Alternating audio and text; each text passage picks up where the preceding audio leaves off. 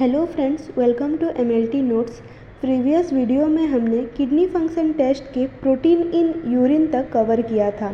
तो आज हम डिफरेंट क्लियरेंस टेस्ट और ट्यूबुलर फंक्शन टेस्ट के बारे में जानेंगे।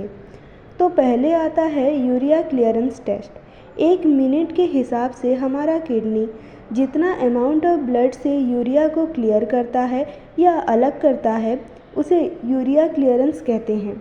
और यह एक हाइपोथेटिकल या काल्पनिक अमाउंट होता है जिससे फॉर्मूला और कैलकुलेशन से निकाला जाता है। इसे ब्लड में यूरिया का कंसंट्रेशन, यूरिन में यूरिया का कंसंट्रेशन और 1 घंटे में एक्सक्रीट होने वाले अमाउंट ऑफ यूरिन को लेकर कैलकुलेट किया जाता है। लेकिन एक चीज़ याद रखना कि यूरिया क्लियरेंस यूरिया के ग्लोमेरुलर फिल्ट्रेशन रेट से कम होता है, क्योंकि यूरिया ग्लोमेरुलस में फ़िल्टर होने के बाद फिर ट्यूब्यूल्स में रीएब्जॉर्ब होता है और यह हमने प्रीवियस वीडियो के सीरम यूरिया में पढ़ा था। यूरिया क्लियरेंस टेस्ट के प्रोसीजर को देखें तो इसे मेज़र करने के लिए पहले तो पेशेंट को यूरिनेशन को अवॉइड करके 2 ग्लास पानी एक साथ पीना है। फिर 1 घंटे के बाद यूरिन सैंपल कलेक्ट करना है और उसी समय ब्लड कलेक्शन भी करना है। फिर और 1 घंटे के बाद फिर यूरिन कलेक्शन करना है। उसके बाद 2 यूरिन सैंपल में पाए गए यूरिया लेवल और ब्लड सैंपल में पाए गए यूरिया लेवल को मेज़र करना है और फिर यूरिन वॉल्यूम को यूरिन आउटपुट पर मिनट से कैलकुलेट कर लेना है। लास्ट में यूरिया क्लियरेंस निकालने के लिए इन सब वैल्यूज़ को फॉर्मूला में डालना है, जो कि है urea concentration in urine multiply by urea volume पर minute divided by urea concentration in serum. लेकिन अगर यूरिन आउटपुट 2 ml पर मिनट से कम है तो उसमें यूरिया क्लियरेंस का फॉर्मूला होगा urea concentration in urine multiply by root over of urine volume divided by urea concentration in serum. एक हेल्दी पर्सन में यूरिया क्लियरेंस का वैल्यू 75 ml पर मिनट तक होना ही चाहिए। फिर आते हैं क्रिएटिनिन क्लियरेंस टेस्ट में। जैसे कि हमने प्रीवियस वीडियो में सीरम क्रिएटिनिन में पढ़ा था, मोस्ट ऑफ क्रिएटिनिन ग्लोमेरुलस में ही फिल्टर होता है और ट्यूबुलर में ना के बराबर फिल्टर होता है। इसीलिए क्रिएटिनिन क्लियरेंस टेस्ट को ग्लोमेरुलर फिल्ट्रेशन रेट मेज़र करने के लिए कैलकुलेट किया जाता है। इसमें पहले तो 24 आवर्स का यूरिन और एक ब्लड सैंपल कलेक्ट किया जाता है। दोनों सैंपल में क्रिएटिनिन के लेवल को मेज़र करके उसे कैलकुलेट किया जाता है और इसका फॉर्मूला है concentration of creatinine in urine multiply by volume of urine multiply bye 1440 divided by concentration of creatinine in serum. इसका नॉर्मल वैल्यू मेल में 100 से 120 ml पर मिनट और फीमेल में 95 से 105 ml पर मिनट है और यह ग्लोमेरुलर फिल्ट्रेशन रेट के बहुत नज़दीक है। फिर जानेंगे इनुलिन क्लियरेंस टेस्ट के बारे में। इनुलिन फ्रुक्टोज से बना हुआ एक स्मॉल पॉलीसैकेराइड है जिसका लो मॉलिक्यूलर वेट होता है। इनुलिन के बारे में आगे जानने से पहले हम ग्लोमेरुलर फिल्ट्रेशन को मेज़र करने के लिए सब्सटेंस में क्या क्या क्वालिटीज़ होने चाहिए वो जान लेते हैं। वह सब्सटेंस नॉन टॉक्सिक होना चाहिए और वह बॉडी में मेटाबोलाइज्ड ना होता हो, कम्प्लीटली ग्लोमेरुलस में ना सीक्रेट और ना ही एब्जॉर्ब होता हो। तो इनुलिन इन सब क्राइटेरिया में मैच होता है। इसीलिए इनुलिन क्लियरेंस GFR के लिए सुइटेबल मार्कर है और इसका वैल्यू GFR के इक्वल आता है। ग्लोमेरुलर फिल्ट्रेशन रेट GFR एक अमाउंट ऑफ ब्लड है जो कि ग्लोमेरुलस में हर 1 मिनट फिल्टर होता है। इनुलिन क्लियरेंस टेस्ट करने के लिए पहले तो ब्लड में इनुलिन के कंसंट्रेशन को ध्यान में रखते हुए ब्लड में इनुलिन को स्लो और कंटिन्यूअस इन्फ्यूज़न करते हैं। पहले तो 10% इनुलिन का 30 ml 250 ml नॉर्मल सलाइन में मिलाकर 20 ml पर मिनट के हिसाब से ब्लड में इन्फ्यूज़ किया जाता है। फिर वही 10% इनुलिन का 70 ml 500 ml नॉर्मल सलाइन में मिलाकर 4 ml पर मिनट के हिसाब से ब्लड में इन्फ्यूज़ किया जाता है।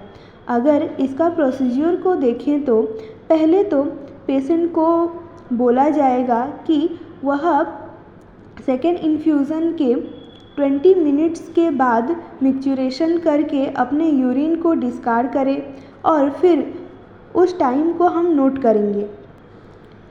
उसके ठीक 60 मिनट के बाद यूरिन और ब्लड सैंपल कलेक्ट करेंगे और दोनों में इनुलिन के कंसंट्रेशन को मेज़र करेंगे और इसके साथ यूरिन वॉल्यूम को भी मेज़र करेंगे। फिर हम इन सारे वैल्यूज़ को इनुलिन क्लियरेंस के फॉर्मूला में डालेंगे, जो कि है concentration of inulin in urine multiplied by volume of inulin divided by concentration of inulin in serum। Inulin clearance के नॉर्मल रेंज को देखें तो यह 120 से 130 ml पर मिनट एक एवरेज पर्सन में होता है और यह GFR के बहुत नज़दीक है। तो इनुलिन क्लियरेंस के नॉर्मल रेंज में डिस्टरबेंस होने से यह पता चलता है कि ग्लोमेरुलर फिल्ट्रेशन में भी कुछ प्रॉब्लम है।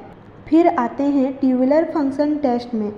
इसके under concentration test, dilution test और इलेक्ट्रोलाइट्स जैसे पैरामीटर आते हैं। कंसंट्रेशन टेस्ट की बात करें तो जब बॉडी में वाटर का लेवल कम होता है तो किडनी यूरिन को कंसंट्रेट करके बॉडी में वाटर लेवल को बढ़ाता है। यह ट्यूबुलर लेवल पे वाटर रीएब्जॉर्प्शन के बढ़ने से होता है। इसीलिए किडनी जो भी वाटर सेव करता है और यूरिन को कंसंट्रेट करता है वह ट्यूबुलर फंक्शन को दर्शाता है। कंसंट्रेशन टेस्ट के लिए पहले तो पेशेंट को मना किया जाता है कि उसको इवनिंग मील के बाद खाना नहीं खाना है और पानी भी नहीं पीना है। अगले दिन सुबह 3 यूरिन सैंपल अलग अलग स्टेराइल कंटेनर में कलेक्ट करना है।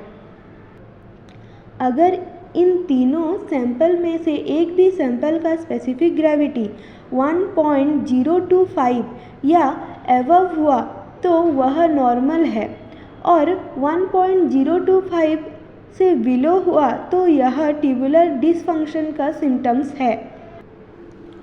फिर पढ़ेंगे डाइल्यूशन टेस्ट के बारे में। यह कंसंट्रेशन टेस्ट की तरह ही ट्यूबुलर फंक्शन को रिप्रेजेंट करता है। जब हमारे बॉडी में फ्लूइड की मात्रा ज़्यादा हो जाता है तो हमारे ट्यूबुलर सिस्टम कम पानी रीअब्जॉर्ब करता है और इसे डाइल्यूटेड यूरिन एक्सक्रीट होता है। डायलेशन टेस्ट के लिए पहले तो पेशेंट को ओवरनाइट फास्ट करने के लिए कहेंगे और अगले दिन सुबह पेशेंट को 30 मिनट्स के अंदर 1200 ml वाटर पीना है। फिर 4 घंटे तक हर 1 घंटे में एक बार यूरिन कलेक्ट किया जाएगा। उसमें से एटलीस्ट एक सैंपल का भी स्पेसिफिक ग्रेविटी 1.003 या फिर उससे कम होना चाहिए। अगर चारों में से किसी का भी स्पेसिफिक ग्रेविटी 1.003 में से कम ना हो तो वह एक ट्यूबुलर डिसफंक्शन का साइन है। लास्ट में हम जानेंगे इलेक्ट्रोलाइट्स के बारे में। हमारे बॉडी में किडनी का काम खाली वाटर बैलेंस या फिर वेस्ट प्रोडक्ट एक्सक्रीशन नहीं है, यह और भी काम जैसे कि बॉडी में इलेक्ट्रोलाइट्स बैलेंस करता है। किडनी के ट्यूबुलर सिस्टम में इलेक्ट्रोलाइट्स रीअब्सॉर्ब और फिर एक्सक्रिएट होते हैं जिससे कि बॉडी में इलेक्ट्रोलाइट बैलेंस रहता है। इलेक्ट्रोलाइट्स साइज़ में छोटे होते हैं, इसीलिए सारा इलेक्ट्रोलाइट्स ग्लोमेरुलस में ही फिल्टर हो जाते हैं। फिल्ट्रेशन के बाद ट्यूबुलर सिस्टम में most of the electrolytes blood में रीअब्सॉर्ब होते हैं, लेकिन अगर ट्यूबुलर सिस्टम में कुछ प्रॉब्लम हो तो इसका इफ़ेक्ट इलेक्ट्रोलाइट के लेवल पे भी पड़ता है, जो कि नॉन एब्जॉर्प्शन ऑफ इलेक्ट्रोलाइट्स या फिर loss of electrolytes in urine के कारण हो सकता है। सीरम इलेक्ट्रोलाइट्स जो कि किडनी फंक्शन टेस्ट के अंडर किया जाता है वो हैं सोडियम, पोटासियम और क्लोराइड। इनमें से सोडियम का नॉर्मल रेंज है 135 से 145 मोल पर लीटर। पोटेशियम का नॉर्मल रेंज है 3.5 से 5 मोल पर लीटर और क्लोराइड का नॉर्मल रेंज है 95 से 105 मोल पर लीटर। RFT के सारे पैरामीटर को देखने के बाद हम यह कह सकते हैं कि renal function test kidney function और किडनी डिसऑर्डर को पहचानने के लिए एक वैल्यूएबल टूल है। यह पूरे बॉडी हेल्थ के लिए एक इम्पॉर्टेंट रोल निभाता है। वीडियो अच्छा लगा हो तो लाइक, शेयर, सब्सक्राइब ज़रूर करें और कोई भी डाउट हो या फिर फीडबैक देना हो तो कमेंट करें। See you in the next video. Thank you.